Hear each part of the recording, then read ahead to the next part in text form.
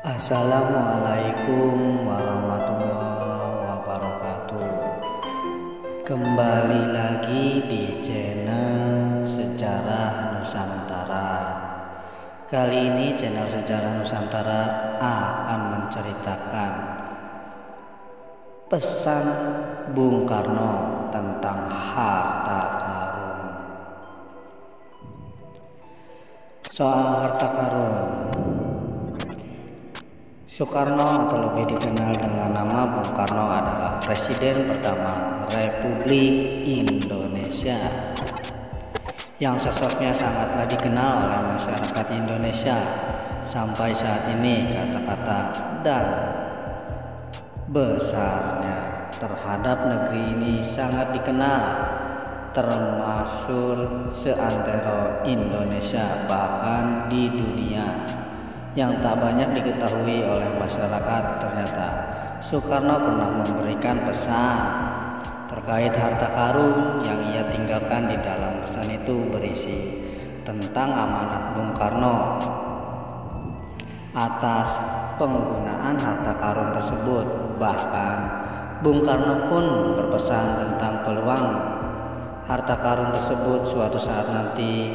Menurut penuturan seorang ahli spiritual bernama Mbah Damiri, di dalam percakapan itu dijelaskan bahwa ia pernah bersemedi dan memasuki dimensi gaib. Dalam penuturannya, saat memasuki dunia gaib tersebut, dirinya pernah menyaksikan percakapan Bung Karno dan beberapa tokoh besar pada zaman dahulu. Menurut Mbah Damiri, isi dalam percakapan antara Bung Karno dan para tokoh itu berkait dengan harta karun. Namun salah seorang tokoh tersebut berkata bahwa harta karun yang ditinggalkan itu tidak bisa digunakan semuanya dan hanya dapat diambil sedikit. Jangan ambil semua, diambil sedikit saja, hanya 1/20 untuk negara yang sekarang berdiri, yaitu Indonesia, kata Mbah Damiri, menirukan ataupun tokoh tersebut kepada Bung Karno.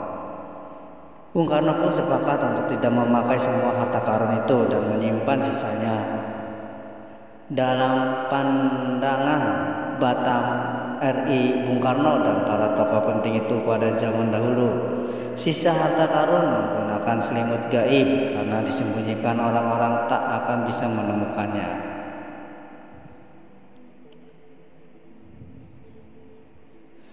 Harta karun Bung Karno tersebut, lagi pula harta tersebut bukanlah peninggalan milik Bung Karno, melainkan titipan dari Raja-Raja Nusantara sebagai dana untuk kemerdekaan dan pembangunan bangsa Indonesia. Harta itu adalah titipan para Raja Nusantara untuk membangun bangsa.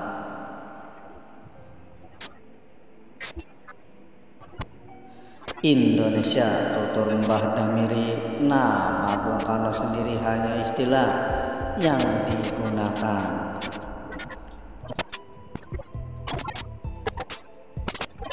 agar Nyepam lebih mudah mencerna perihal besar Bung Karno, sang proklamator bangsa Indonesia. Pernah berpesan jika suatu saat nanti harta karun tersebut akan muncul dengan sendirinya nanti di zaman yang akan datang. Aku akan menyaksikan kemunculan harta itu, tutur Batam Iri menirukan pesan Bung Karno. Ada 5 orang yang menjadi pemegang kunci harta karun tersebut. Bahwa Damiri menjelaskan, harta karun Bung Karno akan ditemukan apabila semua pemegang kunci telah bertemu kembali. Dijelaskan bahwa Bung Karno akan menjadi saksi dibukanya harta karun tersebut tanpa disaksikan oleh Bung Karno. Harta peninggalan Raja Nusantara tersebut sampai kapanpun tidak akan bisa dibuka. Sampai saat ini masih menjadi misteri, sebab bagaimana bisa Bung Karno hadir menjadi saksi, sedangkan Bung Karno sendiri telah berada di alam yang berbeda dengan kita.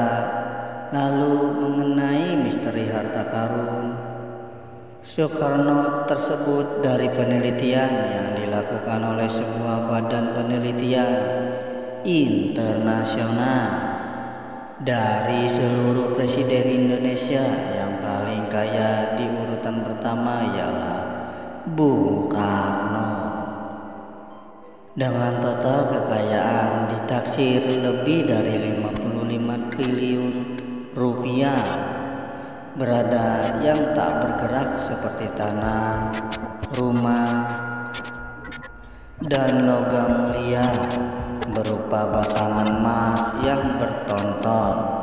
Beratnya disimpan di bank Swift di era Orde Baru. Soeharto pernah membentuk sebuah, katakanlah, tim untuk memburu harta Bung Karno.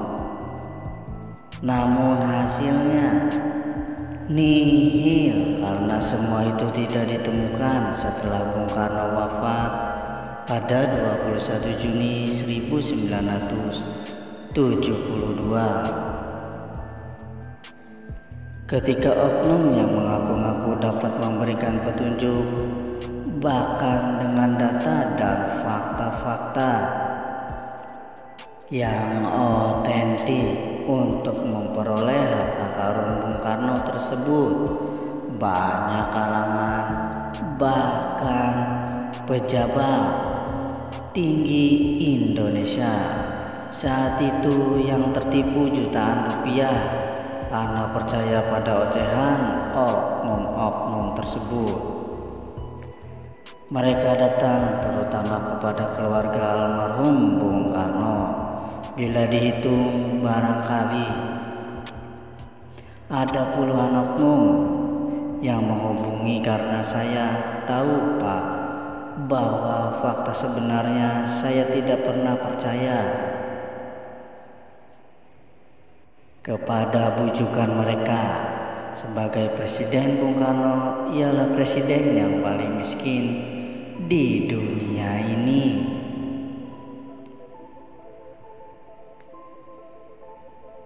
Kita punya tanah, tidak punya rumah, apalagi logam mulia seperti yang digembor-gemborkan orang selama ini.